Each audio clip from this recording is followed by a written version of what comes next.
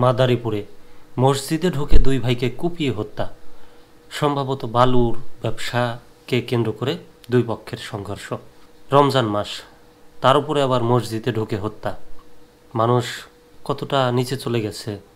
বালুর ব্যবসাকে কেন্দ্র করে ভাগাভাগি করে খেতে পারলো না, এমনি অবৈধ ব্যবসা, তার উপরে আবার ভাগাভাগিটা করতে পারলো না। তারা মানুষ দুই ভাইকেই কুপিয়ে হত্যা করে দিল।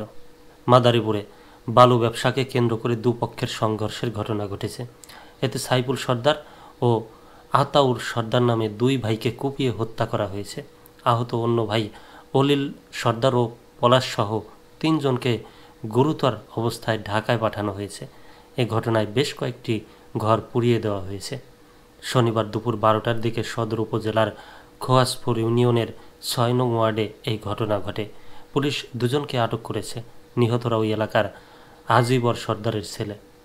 পুলিশ ও স্থানীয় সূত্রে জানা গেছে, স্থানীয় ইউনিয়নের খোয়াজপুর এলাকার 6 নং ওয়ার্ডে বালু ব্যবসাকে কেন্দ্র করে স্থানীয় শাহজাহান ও মতিন মোল্লার সঙ্গে একই এলাকার সাইফুলের দ্বন্দ্ব চলে আসছিল।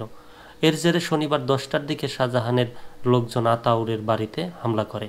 এতে আতাউরের লোকজন বাধা দিলে সংঘর্ষ শুরু হয়। এক পর্যায়ে সাইফুল ও আতাউর মসজিদে আশ্রয় নেয়। সেখানে তাদেরকে কুপিয়ে হত্যা করা হয়। এছাড়া আরেক ভাই অলিল ও স্থানীয় পলাশসহ 3কে গুরুতর আহত করা হয়েছে। আহতদের উদ্ধার করে প্রথমে মাদারীপুর 250 শয্যা জেলা হাসপাতালে ভর্তি করানো হয়। পরে উন্নত চিকিৎসার জন্য তাদেরকে ঢাকা মেডিকেল কলেজ হাসপাতালে পাঠানো হয়েছে।